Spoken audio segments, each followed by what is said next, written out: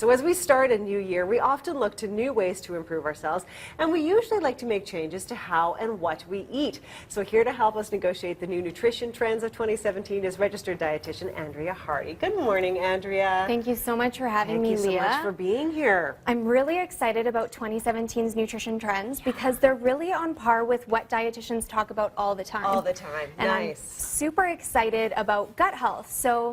Right, because I was talking about gut health all the time. In fact, it made my top news story to watch in health when it came to news health and gut health, because gut health is something that really the research came out last year, so now we're going to see the trickle-down effects, right? Absolutely. So gut health is really important, and there's lots of research coming out that supports that it plays a role in IBS, allergies, obesity, all these different diseases, and there's a lot we can do to help improve our gut health. Okay, so how do we do that? And so one of the exciting food trends is fermented foods. Right. And so typically fermented foods contain live bacteria, and we usually think of yogurt. Right. However, there's a lot of really good fermented foods on the market now as it becomes more trendy. Right. And I really encourage people to give it a try. So the first one is kefir. And what that is it's a fermented milk product. So it's a little bit kind of yeasty tasting. And it's actually quite refreshing, and it comes in a whole bunch of different flavors. I like plain because there's not a lot of added sugar to it. Right. That makes sense. So that's good. And then, of course, there's things like kimchi and sauerkraut, which are kind of traditional to various cuisines.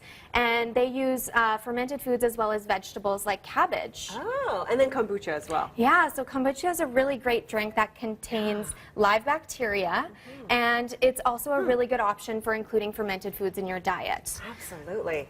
And you were saying, too, that we really need fiber to make this work. Absolutely. So those bacteria feed best off of fiber. So they're going to grow best in your gut if you include lots of plant-based foods like fruits, vegetables, nuts and seeds, and pulses. Okay, just another reason to eat those great foods, right? Yeah, absolutely. Wonderful.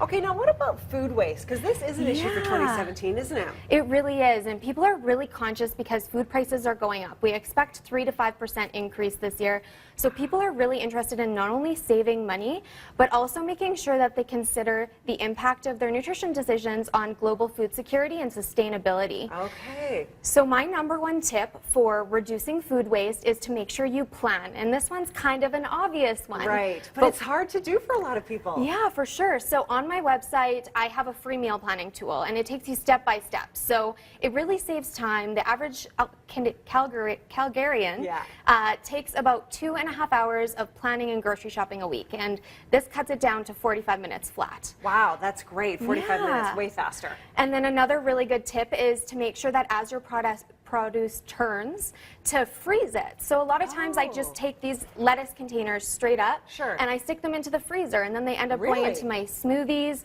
soups, stews, and they wilt down to nothing when you add to those things. Right. I do that with all my old spinach. I chuck it in the spaghetti sauce for the kids. Yeah, exactly, and they don't know it's there. And they don't even know it's there. See? Great idea. It's a good one. A lot of times I also freeze avocados, bananas, and anything that I'm going to use for soup stocks. So my carrots and celery, I'll throw into a container in the freezer, and I'll pull out when I'm ready to cook them. Oh, see, that's a great idea. Freeze all the stuff that's going off. Okay, Absolutely. amazing.